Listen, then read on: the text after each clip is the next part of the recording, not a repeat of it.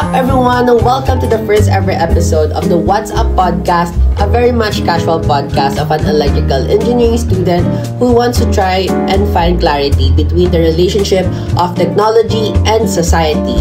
I'm your main host, Aziel Vic M. Castillo, and today I'm super duper excited to host the first ever episode and to talk about technological development and its contribution to the professional field. Now, I have invited a very credible and very experienced speaker, and I'm very much excited to let him speak his own experiences. But first, let us get him a token of appreciation as the first ever guest speaker here in the podcast. I think that we need to go to the mall. Let's go!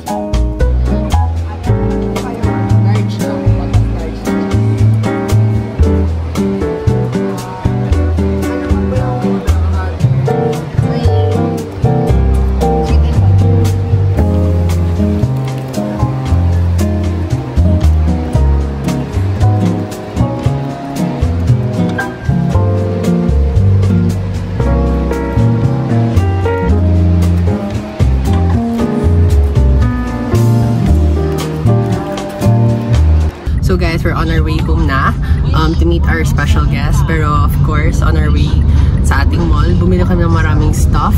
Pero we're excited para interviewin ang ating special guest. So, see you there!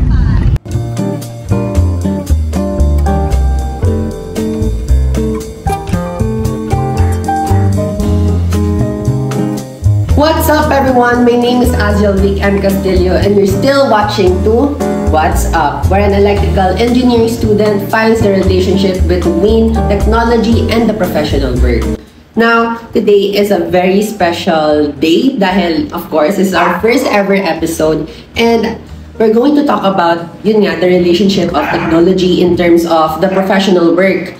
And there's no other qualified person to interview other than my own father, Jojo Castillo. So, let's give him a round of applause. So, welcome naman pa sa ating small podcast. Hi guys!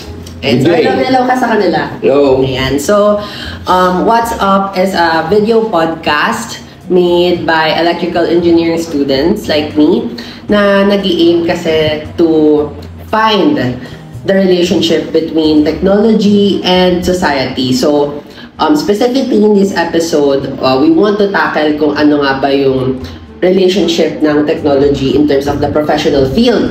Dahil alam naman natin na throughout the years na naging malaking improvement ng technology. So, I only have a few questions for you, and you can prepare your answer naman na short and concise. It depends on you and what you're comfortable with. So, are you ready for our first question? Okay. So, before that, I would like to show our appreciation with the production ng ating What's Up podcast by showing our token of appreciation. So, yes, token of appreciation muna tayo. Dahil we really value our guest. Especially later on, mas makikilala pa natin siya as the guest, a speaker, diba? So, right here we have our special, we have our special teddy bear na binili rin namin alongside with the food na nakita nyo earlier sa video. Ang ating pang-chicha, ang ating kettle corn. So, you can hold your teddy bear. Thank you. Yan, and of course, I've prepared a bowl and ang ating kettle. So, para habang nagsasalita tayo, di ba, may pangkain tayo. So that, again, this is a very casual podcast. You don't need to be tense.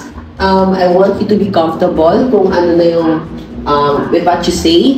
Dahil, again, this is real-life people, real-life experiences, and, you know, communicating with other audiences lang rin naman. So, it's very casual. So, yan. Pwede ba natin buksan ito muna? I-pop muna natin. I-cut na lang natin sa edit. Okay. Ayan.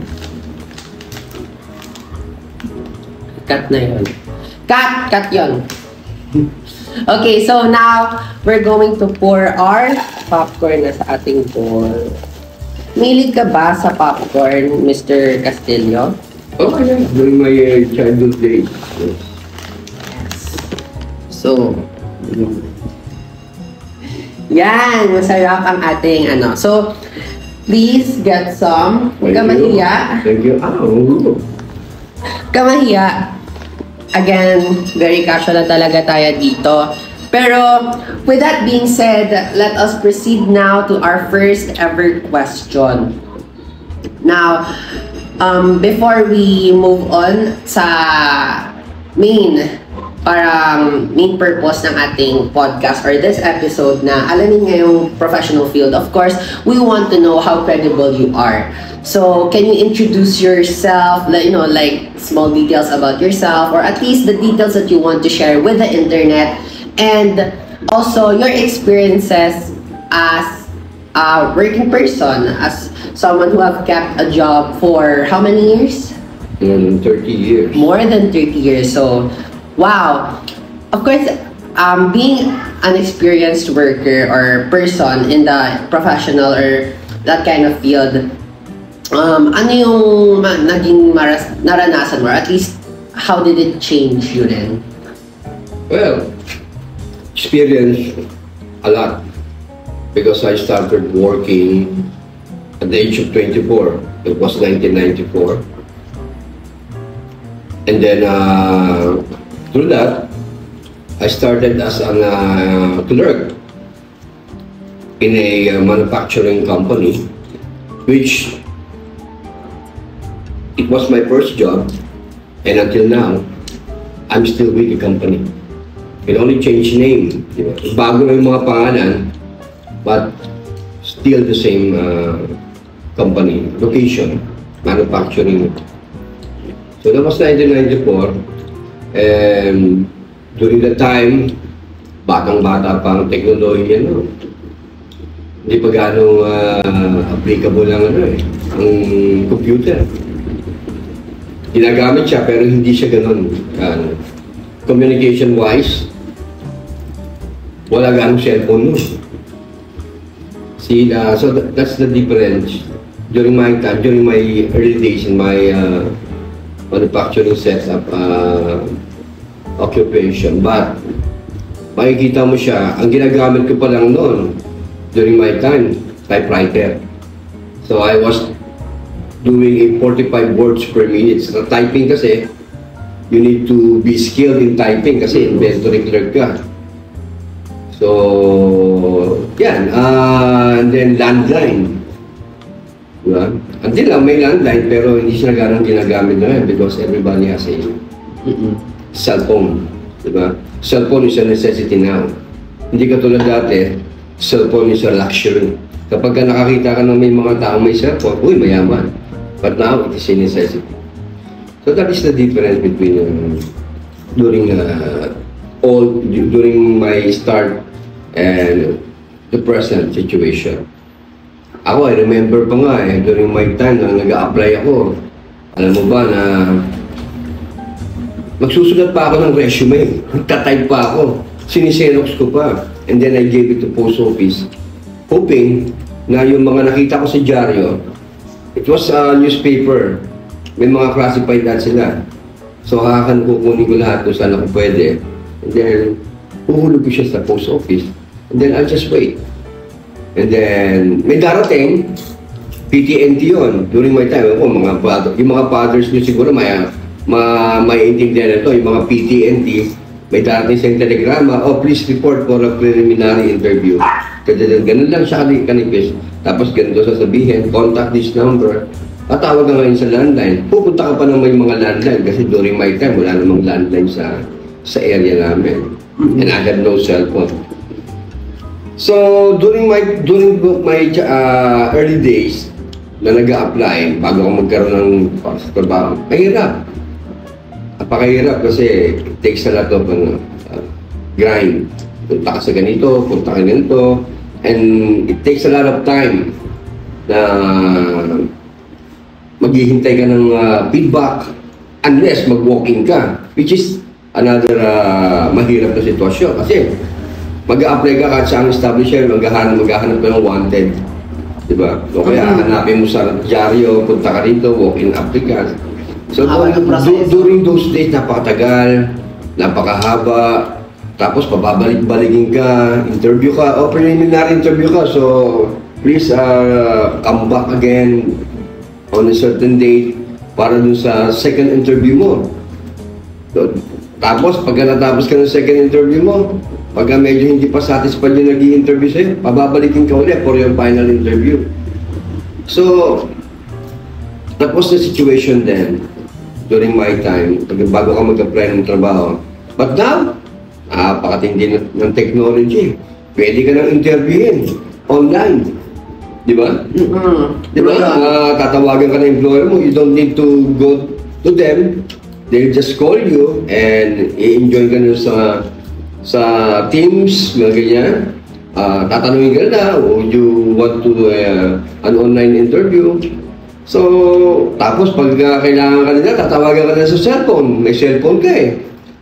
So, napakalaki ng difference during my early days nung nag-apply ako against dun sa mga panahon natin ngayon. And it has major contributions when it comes to time at saka yung convenience. Both for employee, for the applicant and the employer. Ganun sila eh. Ganun katindi ang ganun katindi ang difference niya. Naalala ko pa nga, during my childhood days, diba? Pakikita mo yung difference. Dati, Game & Watch lang, mayaman na ang tingin sa'yo. I remember, pag yung kaibigan ko, naglalaro siya ng Game & Watch. Pumunta ka ng mall, may Atari. But now, hindi na. Nasa bahay na, naglalaro ng PS. So that is the difference between the then and now. So technology has really brought up the status of the when it comes to communication. That's my I agree. That's my personal point of view. So that's it. Okay, so again, going back with the questions rin naman na, I love that you have summarized, you have said a lot of concepts, your experiences, and I really want for them to know how much of a credible person. Again, with what you have said, I can say na experienced person ka talaga. You have gone through a lot of experiences in life na, ayun, may nakikita kang changes, growth, and, it takes time, diba? It takes time and it proves how dedicated you are still being in that industry as still not retiring, still not still pursuing your passion, diba? And of course, we commend you for that. Again, we commend you for that. You should take pride of what you do and why you do it, diba? And of course, ano ba yung mga tawag doon? Ano ba yung mga na-notice mo rin sa sarili mo na nagbago? Like, of course, you have seen yung technology and its growth.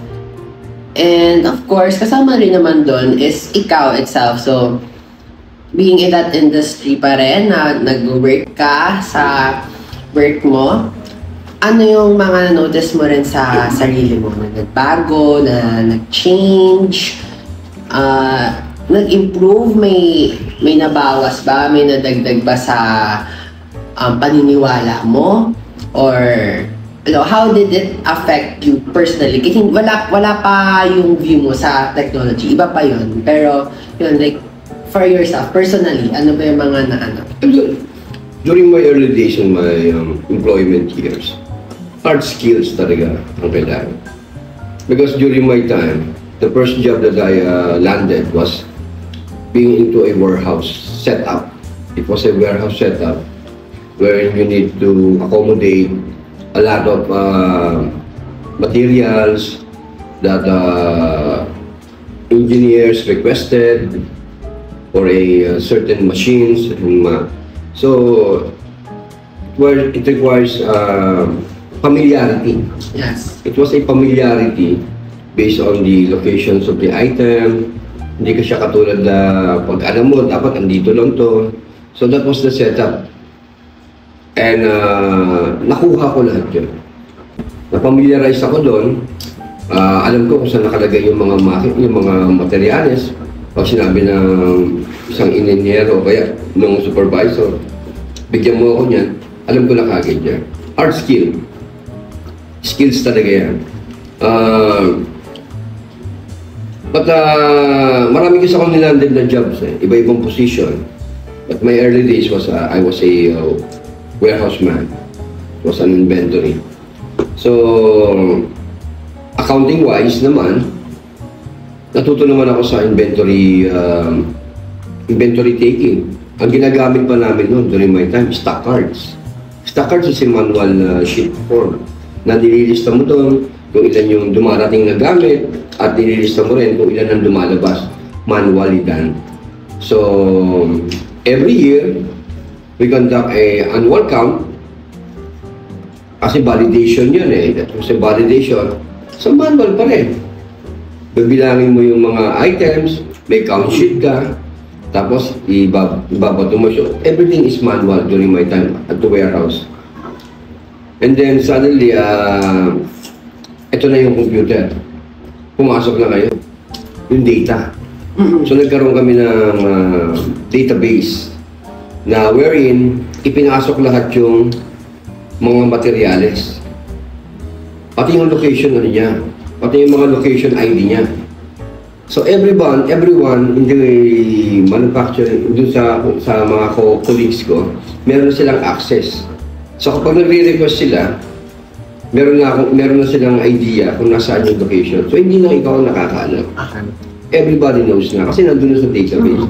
So that's what technology has given, binigay dun sa setup namin sa warehouse. Ibig sabihin, pagka-absent yung tao, kayang hanapin kasi nasa system na. Kahit na walang tao sa warehouse, kahit na yung mga end users, they know. Kasi may ID location na siya. So, yun ang kaibahan during the manual and the So, malaking bagay yun kasi it save time. Eh, minsan nga, the disadvantage lang is that hindi mo na kailangan ng mga labor, manual labor. So, yun. So, pag hindi mo gano'ng kailangan ng manual labor, may economics na involved dyan. So, yun lang.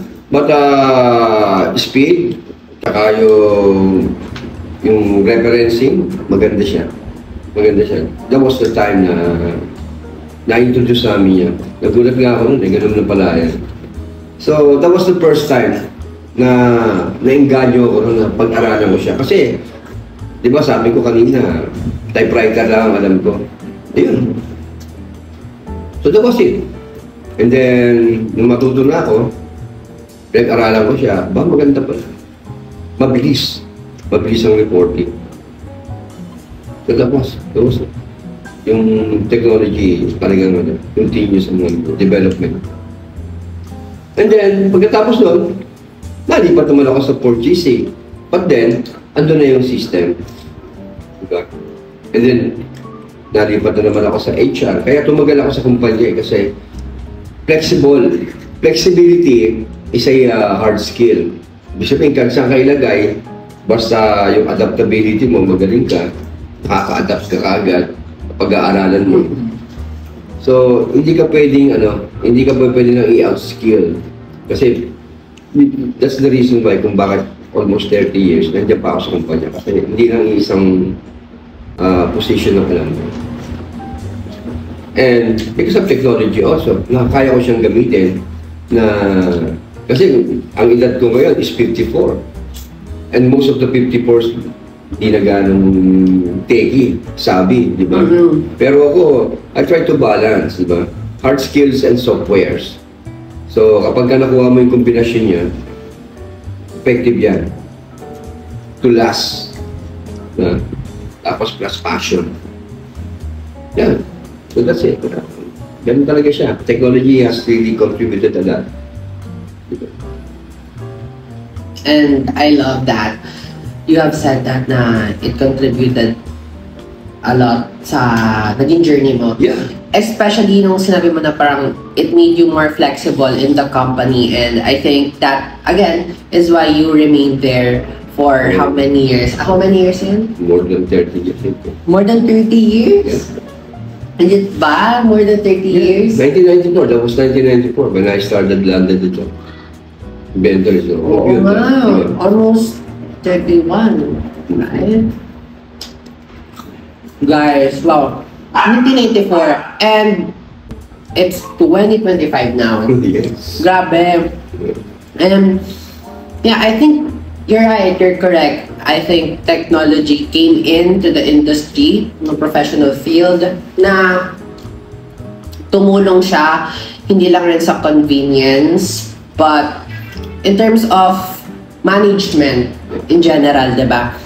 And hindi lang rin siya mismo like sa kumpanya nakakatulong, but the workers itself rin. It provided you a learning, no, flexibility as a worker, and actually, yun nga. So, as we can recall, or baka may nalilito pa rin sa atin, my father had remained in the same company for, again, almost no more than 3 decades na. More than 3 decades. Grabe, 3 dekada. Ang haba. And yun, nasabi niya na rin siya siguro yung secret niya. Again, flexibility as a worker and, you know, joining to the trends and keeping it balanced. Na, of course, when the company progress, you too should progress rin, diba? Alongside yung mga technology, yun, parang sabi niya nga sa mga database and stuff na in-integrate nila. And it made it more, convenient for the workers and also for him, na naging flexible siya. And ano ba yung mga naging position mo ulit doon? Like, kasi nag-start ka as inventory clerk. Inventory clerk. And then naging warehouse supervisor. Warehouse supervisor. Naging warehouse manager. Warehouse manager. And then naging purchasing manager. What? Purchasing officer then. Purchasing officer then. Materials manager. Okay. And then naging HR admin officer. HR. That's quite a big jump. Yeah. HR admin officer. Medyo nawala sa ano, but maganda pa rin siyang experience. And then, pagkatapos nun, bumalik ulit ako sa warehouse as a warehouse manager because I need to fix something there. Kasi nga. And then, after that, pinakit na nila ako, naging part na ako ng production group. So, I handled now materials. Materials involving the direct raw materials. So, I handled all the raw materials na kailangan para sa pag-produce ng aming end products na. So, that was the pinaka-biggest na position sa akin. But, ang trato ko lang, kasi I handled the materials, but the same thing, nag-handle din ako ng warehouse. Kaya lang magkaiba lang siya ng ano. Kasi sa warehouse, I only handled spare parts. But this time, I handled direct raw materials. So, ako yung nagko-control ng mga materyales ng planta. So, ako yung pagka nawawala, kailangan mga major materials to. Ito yung mga major materials in producing the product. Not unlike during my time sa warehouse, only spare parts na kailangan lang ng mga engineers, ng mga kailangan nilang i-fix. No? So, yun lang ang difference. But, nevertheless, pareho lang siya ng concept. Pareho pa rin siyang inventory control. And dun sa parang less, or at least yung naging journey mo nga dun sa isang kumpanya na yun na nagbabago ka ng posisyon, have you noticed a technological growth there? At least parang, kikita mo ba yung growth? Yes, of course. Like technology specifically? Yeah. I see technology when I see because when they introduce a financial module, it is a financial module, an ERP. ERP kung tawag, ERP system yan. Kinakapture niya na lahat yung process ng company through documentation sa ano. Katulad niya, halimbawa sa warehouse. Katulad ng dati ginagamit ko, stock card. Ngayon hindi na. Kailangan mo siya ipasok sa system. Pagka may dumating ng materials, i-receive mo siya sa system. Pagka may nilabas kang materials, i-receive mo siya. And the system will do it for you. Reporting-wise, mag-generate ka na rin. Hindi yung kailangan gagawa ka pa ng report ng sinusulat mo pa dahil. So that's it. A lot. Because technology has really uplift yung convenience, reporting convenience, easy early information, saka direct kung sino naman ang mga end users. So malaking contributions talaga. Until now. Sa akin, personally, dati typewriter lang ang hanap ko. Ngayon, marunong ako mag-Excel. I use Excel during my report. Diba? It was a self-learn. Self-learning lang yan. Walang nagturo sa akin. I learned by asking questions. Paano ba gawin to? Paano ba to? Kasi bago eh. O, ganun talaga. You need to adapt with the system. Diba? Kapag hindi ka nakapag-adapt sa kanila, mahuhuli ka. Diba? And then, until such time that you will be the weakest link. Hindi mo alam eh. So, kailangan lagi ka nag-upgrade. So, with that, hard skills and soft skills, kailangan laging meron ka yan. Kasi kung wala na. You will be the weakest link. Sa company. And company, alam mo naman ang competition yun. It's like a jungle. Diba? So, before we move on to the last questions, of course, I really want to give a quick recap na lang rin of our quick talk, of our, tawag doon, kulitan or chit-chat session. Kasi, yun nga, I think you have made your points and I think it's really beneficial, hindi lang for us or the purpose of this podcast, kundi rin sa ating audience, na for you to share your experiences with technology, how it helped you personally and professionally. And hindi lang naman in your experience, like, proof rin naman talaga yun. Like, nakita na rin natin. Nakita ko rin talaga yun. And, yeah,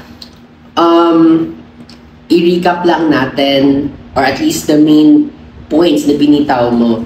Una is yung mga technological growth. Again, you, in those various positions that you have taken up in your company, katulad ng mga clerk, up to the different managers, naging admin, you experience a technological growth, diba?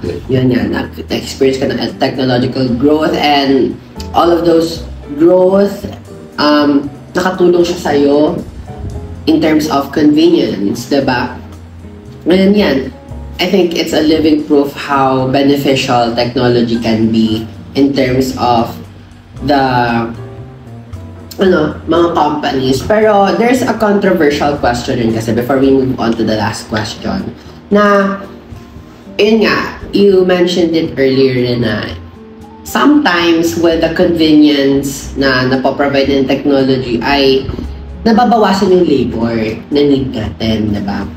And, I mean, what do you think about that? Kasi, in this generation, umuuso na kasi yung AI, di ba? Actually, I think AI can be very productive, but also destructive. And, of course, depende pa rin on how you use it. I think you have made numerous points na tumatak rin, like, I hope na tumatak sa audience kasi tumatak rin sa akin. Katulad nga yung, binigay mong statement na technology is truly beneficial sa mga professional works. And, yun, hindi lang rin naman yun na parang opinion mo. It was stated in your experience, your journey, na grabe nga ang journey mo na 3 dekada talaga nagtatrabaho in the same company.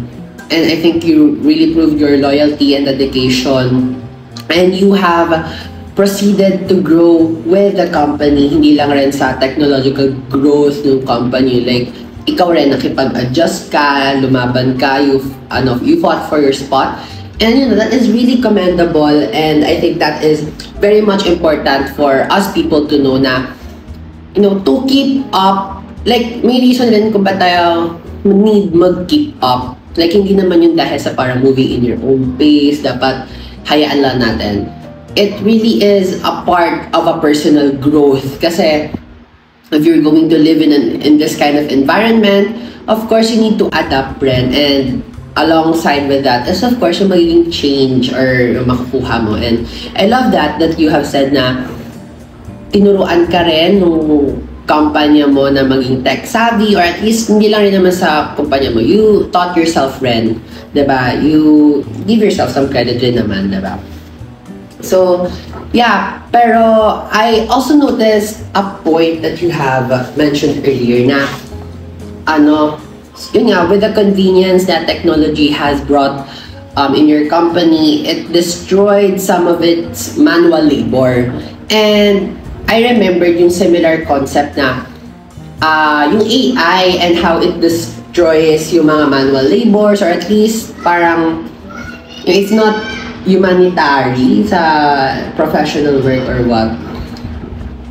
And yeah, do you agree? Like, kasi syempre may mga proof na rin naman talaga na hindi siya tawag doon, hindi siya nagiging good. Kasi syempre, magkakaroon pa rin ng error. Again, hindi naman yan talaga yung tao. Pero similar with humans, diba? Tayo naman nagkakamali.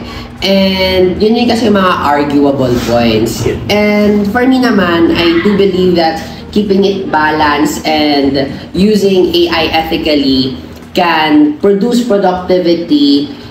And yeah, so kasi ang sa akin, ang version ko, at least my point of view, na if we use AI ethically sa mga bagay na kailangan natin, maybe yung parang AI na auto-sorting ng sa Excel, maybe that's parang mga plug. Actually, alam ko din na yung AI eh. That's also part na pala ng Excel. Pero, yeah, but that simple actions lang na hindi siya nakakapag-sacrifice ng mga manual labor. Or at least, yun nga, parang hindi siya nag-take up ng isang special or important role.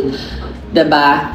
I think AI can be used as a tool, as learning, diba? As a student, sometimes we turn to AI for searching, for quick search, diba? Do you experience the same rin ba?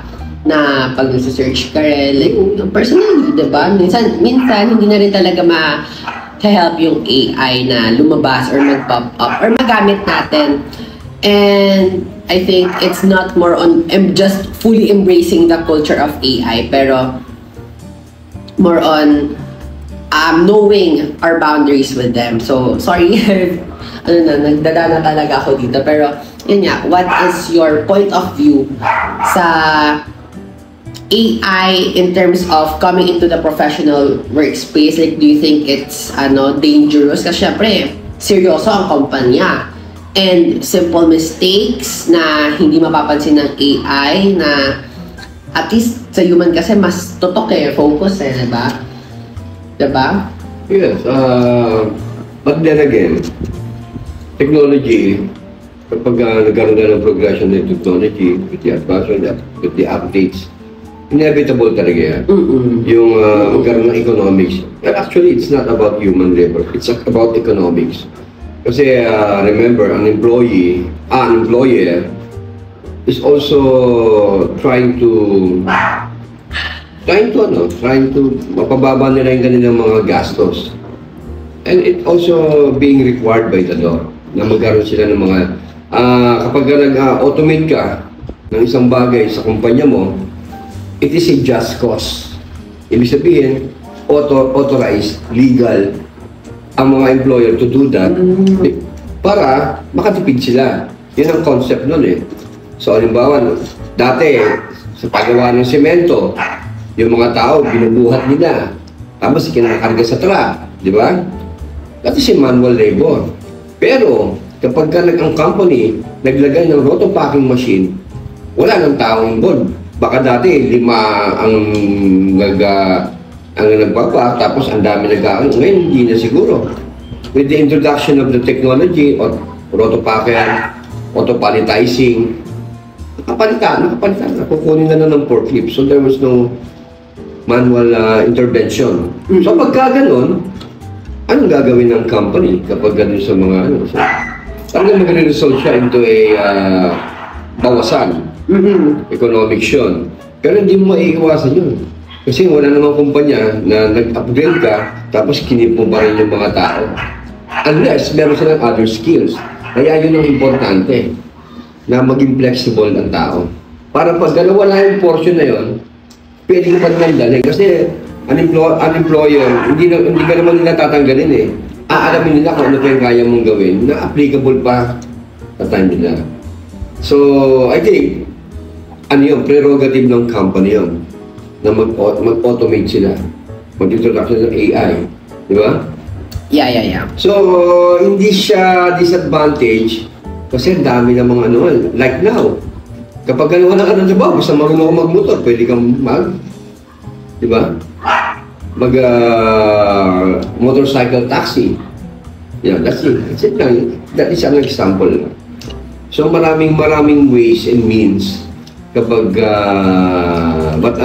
yung progression ng technology talagang magkakaroon ng economic issue. Economic yan. Sa employee side, downside. Sa employer side, upside. So, magkaiba yun. Magkaibang treatment yun. So, that's it. Hindi naman siya negative actually. Disadvantages lang yan kapag hindi ka well-kept at upgraded din. Okay. Okay. So, you agree na, yun nga, totally hindi siya nakakasira. Like, of course, there will be some destruction along the way. But, I love that you believe na... Tawag yung downside. It's a downside of So, hindi naman siya destruction actually. It's a downside ng progression of technology. Sa akin kasi parang, I see it. I mean, like, we don't need to sugarcoat it. Like, along the way of the development of technology, of course, may mga trabaho na wala.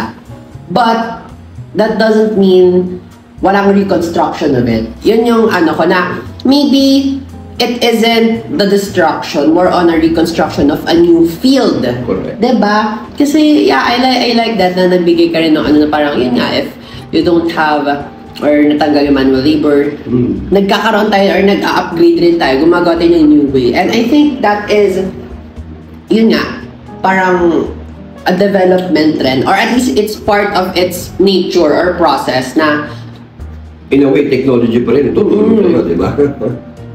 Yeah, na sometimes, or maybe may mga ng reframing. Yeah. Na, same pa rin naman. Kumbaga, nagkakaroon pa rin tayo ng job or opportunities. And we're still all guided by the technology, but in a different manner na. Yeah, I love that. Now, going on to our last question, our main question talaga. Ano ba yung mga gamit na ginawa mo dati? Like, I know na hindi ka pa professional or ginagamit mo dati or when you were starting as a professional worker na ginagamit mo hanggang ngayon. Like, kailangan 30 years yun, 30 years yun, na ginagamit mo pa rin hanggang ngayon. So, it can be anything naman. Kahit hindi naman na parang, syempre, hindi counted yung mga ballpen, hindi pwedeng ganun. Kailangan yung parang technological device, a concept rin, pwede rin naman yung ginagamit mo dati na na-upgrade siya, na ginawa siyang technological device, tapos naging convenient. Yun. And it needs to be crucial naman. Like, hindi lang siya yung parang kahit anong object. Like, important talaga siya sa'yo. Like, nagamit mo siya, Okay. Like, nagamit mo siya ng todo. Walang kang sprite. Dati ginagamit ko, typewriter. Pero ngayon, nag-evolve na siya. Ba, hindi sa typewriter? Like, for what ba yung... Kasi pareho lang naman ang concept ng typewriter at saka computer. Why do you use typewriter? Kasi kailangan ko ng manual na during my time, ako yung nagtatype ng mga... Like letters ba? Materials, acquisition, issue voucher, receiving report, mga report. Mga receiving report, mga manual issuance, everyday daily. Yan ang ginagawa ko. Kailan ba non-stop ang Ang una siya talaga, tapos nagkaroon pa ng electric typewriter. Tatandaan ko yun, Meron ba? Napakatindi, para siyang computer. Huwag na pindot mo, dire-diretso. Ang problema sa electric typewriter, hindi mo siya kayang burahin. Ganyan naman ata sa normal na typewriter eh. Hindi, mahirap siya. Kasi pag nalagay mo na yung form mo, Sa normal typewriter? sa normal typewriter, kaya mong burin. What? Snowflake lang. No, tatapatan mo siya ng gano'n, snowflake yan. Parang meron siyang papel dati ng, hindi ko alam kung naabutan mo siya. Nilalagay mo na, pag tinaype mo siya, kasi nakaroll yan, ano ba, triplicate copy siya. Nilalagay mo na siya doon. Pag tinaype mo uli siya, tatatak uli yung number, kulay puti na. Kasi kulay itim yung ribbon eh. So sa electric typewriter, napakahirap noon. Pag pinindot mo yun, tapos hindi mo naalis, dire-diretso yun, yung letter na yun. Electric typewriter ang tawag doon. Para doon mapabilis. Kaya pag hindi ka sanay, kasi sa manual, matigas ka. Pagka ginanon mo siya, dire-diretso yun. So ayaw ko noon. Pero electric typewriter na siya. Nung dumating si computer, ganun din ang dating niya kay electric typewriter.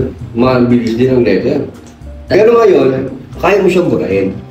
Di ba? So yung pagkakaiba niya. So nag-progress siya ng gano'n. Na until now, computer ang ginagamit ko. Tapos laptop na rin. Nagkaroon ng laptop. Dati desktop lang eh. Oo, ang hirap pa. Tapos ano yan, diba? Tapos nag-laptop na. To share with you guys, dati may computer tayo. Ay, desktop. Desktop, tapos doon pa ako naglalaro dati ng Y8. Doon sa computer ni Papa. And at ganalay, super lag niya rin. Ang hirap niya rin hindi dahil like pangit yung mismo desktop. Like, it was one of the new models rin naman kahit paano. Kumbaga, latest at its time. Pero, yun nga, parang medyo mabagal. Pero, syempre, comparing ngayon sa bagal talaga. Bagal. Pero ngayon, tingnan natin. Yung early stage na ng Opo. But now, talagang ibang klase na. Pati cellphone ngayon. Dati nga, ang cellphone, remember? Nagkaroon ako ng cellphone. Siguro nagtatrabaho na ako nun. Ang unang-unang brand yun, Bill Crusher, Teletal. Puro ano lang. Yung may camera kayo? Call lang siya.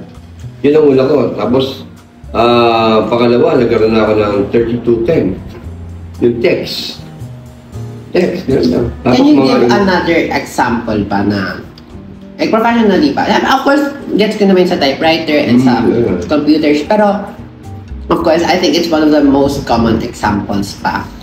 Ano pa ba yung mga bagay? Like, siguro, actually, pwede na rin yung nabanggit mo yung cellphone. I cannot think of, madami sa trabaho. Inisip ka nga. So, dati ang ginagawa, survey. Example, survey. Nagsusurvey, di ba? Nagsusurvey siya. Hanggang ngayon naman, meron yung mga nag-survey. Ngayon, ano na lang, drone na lang.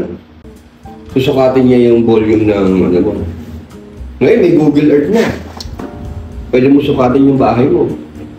Susukatin mo lang siya sa So, yun ang kaibahan. Dati may mga, civil engineer yung nakatayong gano'n. Ginagamit pa rin naman hanggang ngayon kasi mano mo rin eh. Transit. Naka-transit siya, Pero ngayon may mga other ways na. Pwede mo na magpapalipad ka lang ng drone, pipicturean mo, kukumputin niya na kung yan ang volume. So, I think it's not more on integrated as a machine, no? More on website and applications. More on upgrades doon sa mga equipments na ginagamit mo. Oo. Diba? Patulad ngayon, dati ang aircon, ngayon may inverter. Inverter na po. Lahat ng inverter na po, pero mahal pa rin. Ganun talaga ang technology. So, mahal pa rin po yun. Nag-upgrade siya na nag-upgrade. Tama naman. Diba? And I think, I love that concept talaga na kaya na social media. Dahil sa technology, di ba? Diba? Dati walang ganun. Dati excited ka kapag may umuwing tao sa probinsya, pupunta sa bahay, ngayon, excited ka ba? Kung araw-araw, nag-uusap kayo sa ano ba? So, yun naman ang Example ba dyan yung marketing nyo? Wala ganun. Marketing. Dati yung marketing mo, nakikita mo na sa TV. Ngayon, wala na yung mga mainstream marketing ngayon. Wala na mga mainstream marketing ngayon. Ano pa rin naman? Meron, pero hindi na siya ganun Kaboom talaga. Di ba? Ang ano nga yan, social marketing yun. TikTok, kung sino-sino na nag-i-inom product, di ba? So ganun kabilis ang Pero dati, napakamahal ng gastos ng company. Pag nagpa-advertise ka sa mga mainstream media, sa mga mainstream network. Millions. True. So kayo, pag kumuha lang sila ng palabas lang sila. Ay, sabi mo sa kanila na your company was actually featured in Eat Bulaga. Actually, hindi ka ano, diba? Dati, oo. Yun. Actually, very sikat rin talaga yung company nila, Papa. Hindi lang rin naman ngayon, kundi reputable company yun. Oo. And I love their company rin kasi ang dami nilang freebies. Umuwi. Actually, yun. Shout out na lang rin sa kumpanya mo mapagbigay dahil actually dun may mga field trip doon. Vacation, may mga vacation, tapos may mga kids party, yun, sasabi pa nila. And yun siguro isa rin yung sa reason kung bakit mga bata ka. Kasi, pero hindi siguro yung reason rin pa kung bakit ka nag-stay. Kasi like for 30 years, I think super tagal na yun. Correct. Hindi natin ako sa I think lang. Super tagal na talaga nun. Pero parang, diba, how do you feel being,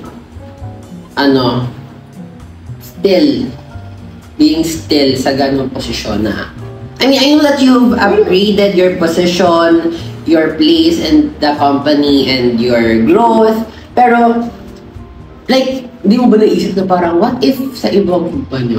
Ang value yung network. Oo. Yeah. Kasi Hindi naman sa net worth, like, personal experiences. Passion eh. Tsaka masaya ako eh. Remember, pag pumasok ka sa trabaho, kailangan you enjoy the work. Of course, merong mga times during sa mga former position ko na nai-stress ako, but it is a test of character. Sa test of character, passionista ka, passion kasi yun eh. Tsaka pagka-grateful ka sa company na siya ang kauna-unahang taong maniwala sa'yo. Di ba? Kasi during yun nagkaroon ako ng struggle dyan.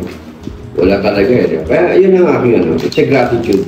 Kahit anong pangalan mo, basta yung same company pa.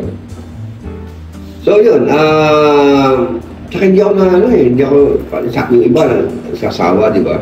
Ako hindi eh, kasi di ba ang dami kong position na hinawakan. So everything, sa bawat position na may mga kanya-kanyang challenge. Kapag overcome ko yung challenge, dyan medyo nagpa-plateau na ako. So kailangan ko ulit ng another challenge. Panalo. So pag binigyan ako ng another challenge, ganun kasi ako eh. May inner motivation ako eh na it's not only, well, compensation wise, maganda talaga siya. Tsaka, pero hindi ako driven ng driven ako ng aking inner motivation na kailangan ko ng magpasalamat sa company na to, kailangan ko ng another challenge, kailangan ko matuto, ano ba yung mga bago. Kasi isipin mo, kung hindi gano'n ang perception ko, nasaan ako ngayon. Di ba? Hindi siguro ganyan. Kasi maraming gano'n eh, nababagot. Sa trabaho, nababagot eh. True. Like now, yung mga, wala pang isang taon, lipat na kagad. Hindi mo pa nakikita yung essence mo. But okay lang yun. Pero sa akin, iba eh. Bilang mo, 30 years. So loyalty, 25. Ang kinukuha ko na lang ngayon is the loyalty. That's it. Loyalty awardee ka? Yeah.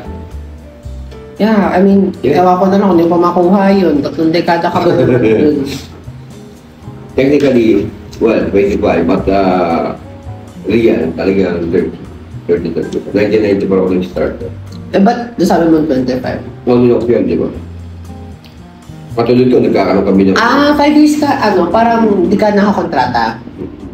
What? Hindi, 5 years ako natanggal, binalik, kasi gano'n ka galing sa papa ko. Wow, tinanggal, binalik. Tinanggal, binalik ko niya. Ayan, lupet. Pero yun nga, so parang siguro, di siya naging...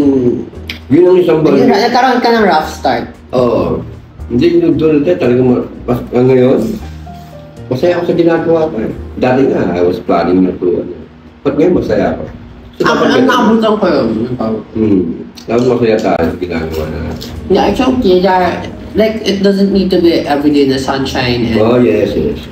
there will be times talaga. And yun, I think that is commendable, hindi lang sa'yo, kundi to all of the people or working people na nanonood na you have stayed in that profession, hindi lang dahil sa kinailangan mo. Kasi it's much deeper than that. Kasi if ayaw mo talaga, aalis ka.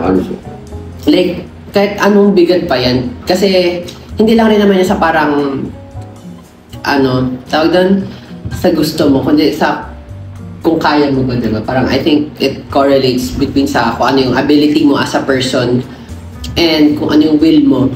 Of course, mas maganda if you are very much willing to do that. Pero, in the end, if you're still in that profession for a long period of time, I think, masasabi mo na you have both will and passion na nanatili ka dyan. Kasi kadalasan talaga, parang iba din sabi nila na, hindi, dito na lang ako kasi ito na alam mo yun, parang yun sabi nila. Pero I think it's much more than that. And, yun, open up na lang natin. And di lang rin naman to parang personally,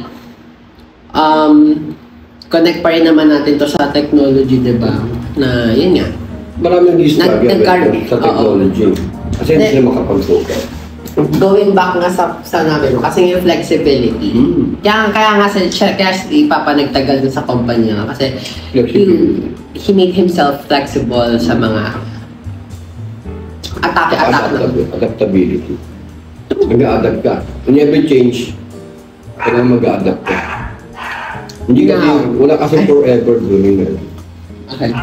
Now, with that being said rin, para rin bigyan na natin ng special part yung gusto nating sabihin.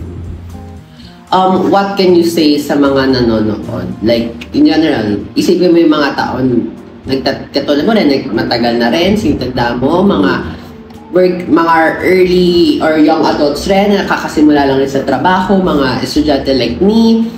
In general, advice in terms of technological use and professional advice as gano'n? Well, ang ma-advise ko lang is to continue to upgrade your personal skills, professional skills. Kapag nagkaroon ka ng job, kahit na nag-aaral pa lang tayo, you should learn to put parang mga stars sa mga knowledge, skills. Kasi magagamit mo yan at the end, the ladder list ng professional. And then, try to be, you have to decide kung ito ba talaga yung kumpanya na sa akin, titingnan mo yung value ng kumpanya. Number one sa isang company is talagang may value, may vision. At saka may career advancement. Kapag walang career advancement, medyo red flag yan. Kasi baka matawag nito, ma-exploit ka lang. So pagka ganun, try to equip yourself. Then try to be confident. Try to be, yung integrity sa trabaho. Importante yan. True. Yung integrity na kahit na wala mo. And then, when you commit, do it. Isang bagay lang yan eh. Sa pag pumasok ka sa kumpanya, dalawa lang ang pwede mong puntahan. It's either na you'll be part of the solution or you will be part of the problem. Yan lang ang tatandaan ninyo. So kapag nandun ka, laging iisipin mo, saan ba akong sa'yo? So yun lang, everyday. I love that. Now, to give my own insights, alam ko naman na parang, syempre hindi naman to more on opinionated podcast lang. Na puro opinion lang rin.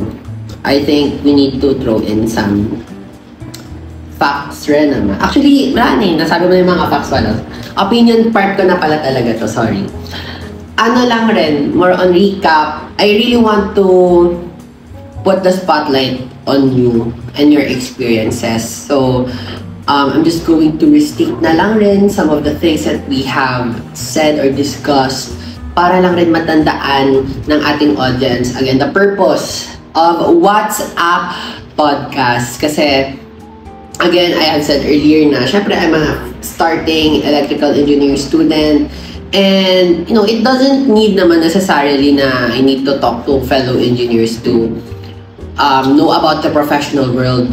Wala namang sasabi, wala namang ganun requirement. And I think it's nice that I was able to talk to you more on the professional aspects, hindi lang rin doon, kundi yung mga nagamit mong technology. And, that gives me a clear vision on what I can experience. Maybe kung ano yung meron ako ngayon ito yung estado mo back then, diba? Maybe in the future, pag ako na nagtrabaho na, ayun, maybe may mas malalaki pang advancement, and I'm really excited for that. And yeah, I hope na rin yung mga nanonood sa atin dyan ay nagkaroon ng learnings or nakapulot ng mga aral, and you know, masundan natin yung advices as someone na nagtatrabaho nga ulit ng more than 3 decades. 3 decades. So, hindi pa rin ako mapaniwala kasi parang wow. 3 decades, wow. Diba? Paano nagawa yun? Pero yun nga. Sabi ka, ang strong. I really commend people. I regard kay di naman 3 decades. I really commend all people who work tirelessly para ma-pursue ang kanilang needs, ang wants, para sa kanilang mga family. And yeah, that is all. And sa technological part, you really have proven it to me na it's truly beneficial. And actually ako rin, like personally sa ginagamit ko ngayon, yun, more on social media kami, pag nag-usap ka ng mga friends ko, diba? For sure, alam niyo naman yun, yung typical generation natin. But I think we need to take time to appreciate pa mga ganung bagay kasi, okay guys, tumama na yung Sprite. Tumama na yung Sprite. Pero, I think we need to take some time to appreciate it more.